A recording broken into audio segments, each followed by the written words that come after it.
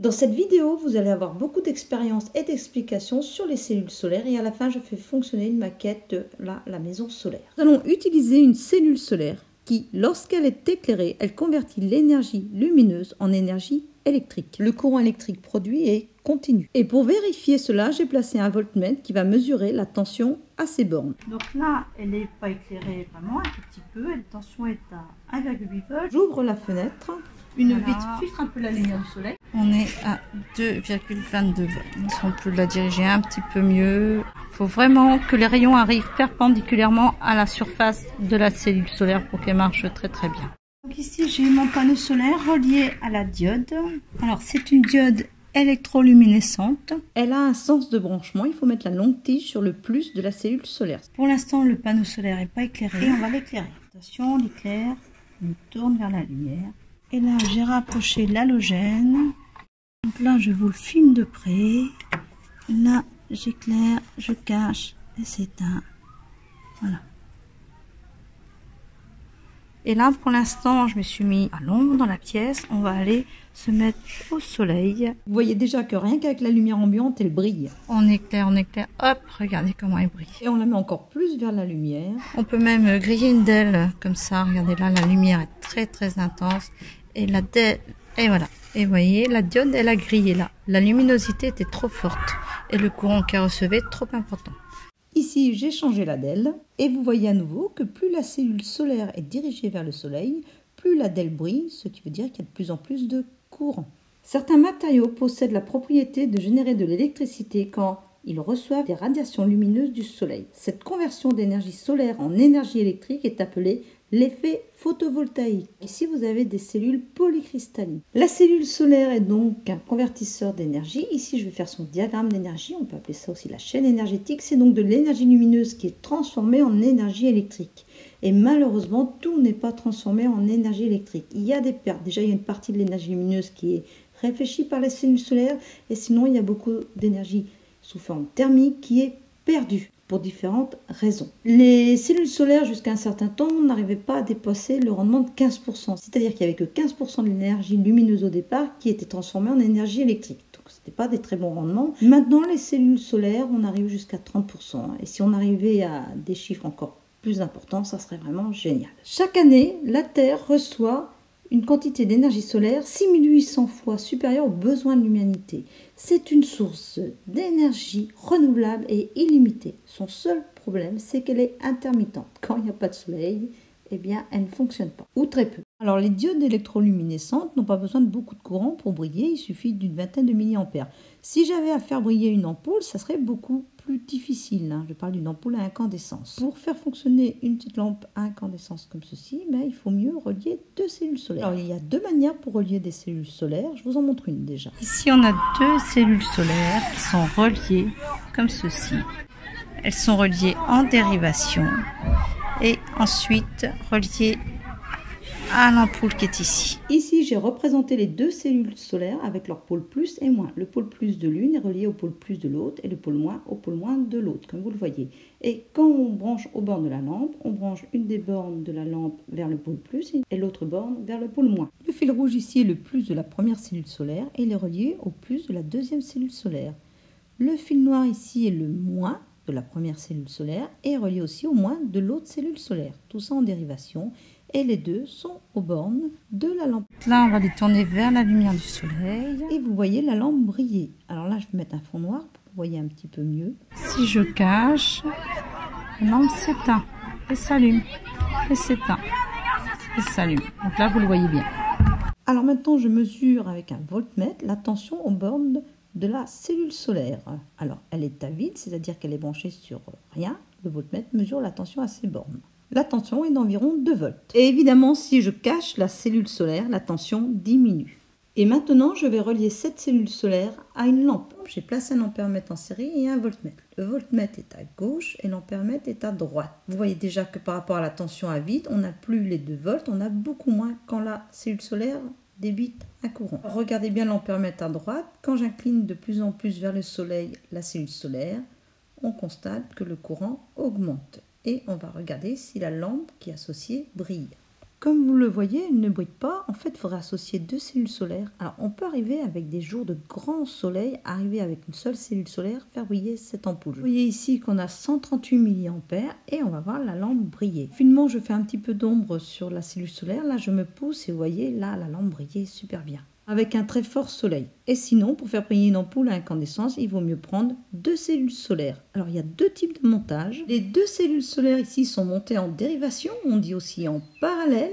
La tension aux bornes des 2 cellules solaires est la même que celle d'une cellule solaire. Donc, on a toujours de l'ordre de 2 volts. Et maintenant, elles sont mises en série, c'est-à-dire en chaîne. Le moins de l'une est relié au plus de l'autre. Et si je mesure la tension borne des deux, je vais vous faire un schéma tout à l'heure, on a le double de tension, environ 4 volts. Alors, pour le montage en série, on relie le pôle moins de l'une au pôle plus de l'autre. Chacune a sa propre tension, U1 et U2. En fait, ce sont les mêmes, normalement. Et donc, on a vu que la tension est la somme des deux, U1 plus U2. Par contre, le courant n'augmente pas, ça reste celui d'une seule cellule solaire. Et donc, si chacune a 2 volts à ses bornes, on obtient une tension de 4 volts aux bornes des 2 cellules solaires. Le courant ne change pas, la tension augmente. Voilà ce qu'il faut retenir. Si on avait 10 cellules solaires, eh bien, il faudrait faire 10 fois 2 volts. Si elles étaient chacune de 2 volts, on obtient 20 volts. Et maintenant, on s'occupe du circuit en dérivation. Là, ici, le pôle plus de l'une est relié au pôle plus de l'autre et le pôle moins de l'une est relié au pôle moins de l'autre. Et on a vu, et c'est logique, les 2 cellules solaires sont aux bornes l'une de l'autre, elles ont la même tension aux bornes des deux. Le courant, par contre, lui, il va augmenter. Il va devenir même très fort si on a beaucoup de cellules solaires. Ça, on en parle vers la fin. Et donc, si chacune fait 2 volts, on a 2 volts aux bornes de l'ensemble. La tension reste la même, mais le courant augmente. Si on avait 10 cellules solaires, on aurait 10 fois l'intensité d'une seule. Et nous allons faire rapidement des mesures d'intensité pour les 2 types de montage. Je commence par le montage en série. J'ai mis un ampèremètre en série pour mesurer l'intensité délivrée par les 2 cellules solaires mises en série. Ici, on rentre par l'ampèremètre. On sort de l'ampèremètre, en milliampères. On va dans la lampe, on sort de la lampe et on va à l'autre cellule solaire. On a vu que la tension est double avec 2 cellules solaires en série. Le courant est le même et par contre la lampe brille plus comme vous le voyez ici. Elle reçoit une plus forte puissance. Et je vais refaire la même chose mais cette fois-ci avec les cellules solaires mises en dérivation ou parallèle. Déjà vous constatez que l'intensité n'est pas le double que celle d'une seule cellule solaire. Dans ce type de montage en dérivation, il peut se poser le problème suivant. Si une cellule solaire est un petit peu moins éclairée ou fonctionne un petit peu moins bien, et dans ce cas, elle va recevoir le courant de l'autre cellule solaire qui, elle, fonctionne mieux et elle pourrait être détruite. Et aussi, vous le voyez ici, l'intensité qui en sort est instable. Elle n'est pas aussi performante qu'elle devrait être. Mais on peut quand même faire fonctionner une ampoule comme vous l'avez vu dans ce montage-là. Là, je vous montre une situation où ça fonctionne mais il y avait peu d'ensoleillement. Donc 13 mA, une seule cellule. J'ajoute la deuxième, on a à peu près le double. Voilà. Donc a priori, c'est plus compliqué quand elle débite plus de courant. Les panneaux solaires sur les toits, ils peuvent être en dérivation, mais dans ce cas-là, il faut mettre des diodes pour empêcher le retour inverse du courant dans une autre cellule solaire. Ici, j'utilise une autre cellule solaire ou cellule photovoltaïque qui est reliée à un moteur où j'ai mis une sorte d'hélice. Il y a 3 branches ici pour que vous voyez quand le moteur tourne. Alors, avec l'effet stroboscopique, c'est difficile de voir à quelle vitesse il tourne, mais au moins vous entendez. Et puis, vous allez voir clairement quand je vais cacher la cellule solaire, voilà, le moteur s'arrête de tourner et hop, il se remet à tourner. Alors, il y a d'autres systèmes. Là, je remets la cellule solaire qu'on a utilisée au départ et à nouveau un moteur. C'est pas le même type de moteur. Alors, les deux sont reliés comme ceci et je vais éclairer la cellule solaire et vous allez voir le moteur tourner. Voilà. Toujours cet effet stroboscopique qui empêche, il n'y a rien à faire, c'est dû à la prise de vue. Alors là, vous le voyez peut-être pas, moi je vois tourner en continu. Je vois que du bleu, je vois pas les hélices comme vous voyez dans le film. C'est du fait au nombre d'images par seconde qui sont prises, c'est l'effet stroboscopique. Là, elle tourne très très vite. Ralentit. Et là, j'utilise un autre type d'hélice. C'est une hélice à 2 branches. Vous voyez 4 branches, toujours l'effet stroboscopique. Vous allez voir des effets bizarres quand j'arrête. Voilà, hop, ça tourne. Des fois, on a l'impression que ça tourne dans l'autre sens, alors qu'en fait, elle est tournée de gauche à droite. Alors moi, en le regardant vraiment, je vois plus l'hélice tourner. Et là, je vais ralentir, je cache. Vous voyez, ça s'éteint, hop, ça redémarre. Et là, ça tourne très très vite.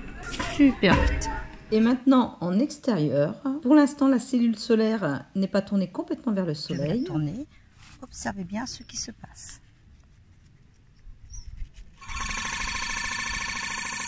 Et là on entend le moteur tourner, d'abord parce qu'il y a plus d'ensoleillement, il tourne plus vite et surtout il n'y a plus le violet. On entend juste les oiseaux. Voici un panneau avec 27 cellules solaires qui sont reliées en série. Je vais placer un voltmètre pour mesurer la tension aux bornes de l'ensemble. Alors, pour l'instant, elles ne sont pas dirigées vers le soleil. J'ai de l'ordre d'une dizaine de volts et maintenant je les dirige vers le soleil. Évidemment, la tension va augmenter et on obtient environ 13,5 volts. Ici, j'ai placé un voltmètre pour mesurer la tension aux bornes d'une seule cellule solaire. Donc, le plus est en dessous et le moins est au-dessus. Et le plus est relié à la bande V du voltmètre. Donc la mesure de tension est la suivante. Elle est de l'ordre de 0,36 volts si j'arrondis. Maintenant j'additionne les 27 tensions puisqu'elles sont en série. Je devrais avoir quelque chose comme 9,7 volts. J'ai beaucoup plus parce qu'en fait là vous voyez elles sont beaucoup plus éclairées que lorsque j'ai fait la mesure. Une seule cellule. Maintenant je mets la lampe aux bornes de l'ensemble. Alors ok il y a une tension forte mais le courant est faible. Et vous voyez, la lampe brille bien, mais il faut quand même un certain nombre de cellules solaires. Rappelez-vous, celles-ci, elles sont que de 0,36 volts à vide, alors que celle au début de la vidéo était de 2 volts. Maintenant, je vais utiliser ce type de montage au niveau d'un toit d'une maison solaire. Alors ici, c'est une maquette. Alors il faut savoir que les maisons solaires, les cellules peuvent être aussi montées en dérivation, mais dans ce cas-là, il faut un système pour empêcher le courant de passer d'une cellule à l'autre si elles ne sont pas pile à la même tension. Donc ça, moi, j'ai fait le choix ici d'un montage en série. Je vous montre ça. Le moins de la cellule du dessus, ici, est relié au plus de la cellule qui est en dessous. Le fil passe en dessous. 3 fils que vous voyez ici sont reliés au plus de la cellule solaire et sont renvoyés dans chacune des boucles où il y a le moteur, la lampe et les DEL. Et j'ai placé 3 interrupteurs pour commander chacun des dipôles. Les dipôles sont dans des dérivations et les interrupteurs dans chaque boucle. Et les boucles sont indépendantes, donc on va commander séparément. La maison solaire est placée au soleil, la fenêtre est ouverte, j'appuie sur l'interrupteur pour commander les DEL. Alors, vous les voyez un petit peu briller ici. Vous allez voir mieux briller tout à l'heure. Voilà. Donc on les voit très bien briller. Donc là, j'alimente que les DEL. Je vais ouvrir l'interrupteur et je vais fermer l'interrupteur du moteur.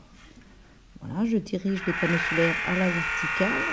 Comme on l'a vu précédemment, il faut que les rayons du soleil arrivent à la verticale des panneaux solaires, c'est-à-dire à angle droit. Je vous l'explique avec cette petite expérience. Vous voyez que le faisceau de lumière de la lampe torche éclaire une surface au sol de plus en plus grande si on incline la lampe. Et je l'ai représenté en schéma ici. On voit que l'énergie du faisceau de lumière, qui est à la verticale, est répartie sur une petite surface. Par contre, si les rayons du soleil n'arrivent plus à la verticale, mais arrivent de manière inclinée par rapport au toit, cette énergie est étalée sur une plus grande surface. Et donc, l'énergie par centimètre carré sera plus petite. Et le courant électrique produit sera aussi plus faible. Et là, j'ai fermé l'interrupteur de la lampe et vous la voyez briller. Et maintenant, je filme de plus près pour que vous voyez mieux tout ce qui se passe.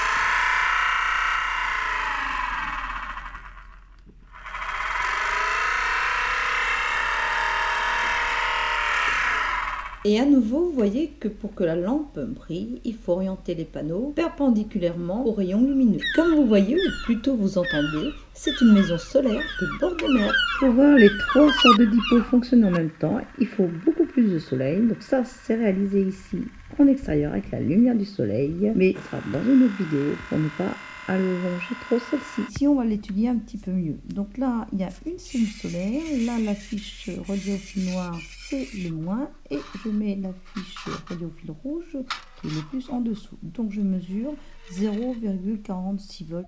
Et nous allons faire des mesures de tension au niveau du toit. Alors, pour cela, je vais utiliser un spot. Je fais ça à l'intérieur. Mon voltmètre, je vais le relier à une des cellules solaires, vérifier si on a bien la même tension que tout à l'heure. Le fil noir correspond à la borne COM, donc je dois le mettre sur la borne négative, c'est-à-dire au-dessus. Et le fil rouge correspond à la borne V, il faut que je le mette en dessous, puisque c'est le plus qui est en dessous. Je l'ai glissé sous la cellule et j'ai bien mesuré de l'ordre de 0,44 volts. Et maintenant, je relie le voltmètre à l'ensemble des cellules. Donc, il y en a 8 en série. Donc, on doit avoir à peu près 8 fois 0,44 volts, ce qui fait environ 3,5 volts. Alors, vérifions. Alors là, nous mesurons 1,8 volts, mais attention, elles ne sont pas éclairées. J'allume le spot halogène. Déjà, nous passons à 2,20 volts, mais la lumière vient sur le côté. Maintenant, il faut la faire venir par au-dessus. Vous voyez là, ça augmente. Et je vais diriger le faisceau au-dessus du toit. Là, pour éclairer bien les deux côtés, regardez, j'arrive à 3,8 si j'arrondis. C'est vraiment proche des 3,5 volts estimés. De même, la cellule solaire, tout à l'heure, on avait 0,44 volts. Elle n'était pas éclairée d'aussi près. Il faut savoir que sur les toits, comme ceci, les cellules solaires peuvent être liées soit en parallèle, en dérivation, ou soit en série, selon ce que l'on veut faire. Pour le montage en série, le courant est le même que pour une cellule, mais la tension, elle, augmente en fonction du nombre de cellules, comme vous l'avez vu. Et on peut atteindre facilement la tension du secteur, qui, attention, est alternative. Vous voyez ici des panneaux solaires mis au-dessus d'un abri. Ceux-ci sont montés en série. Il y a donc à l'intérieur de la maison un onduleur pour transformer la tension continue en tension alternative. Elle est amenée à une tension de l'ordre de 220 à 230 volts efficace. C'est du 230 volts alternatif, donc on peut avoir des tensions jusqu'à 325 volts. Et donc, on fait en sorte d'avoir les panneaux jusque ces tensions-là et on peut le revendre sur le réseau.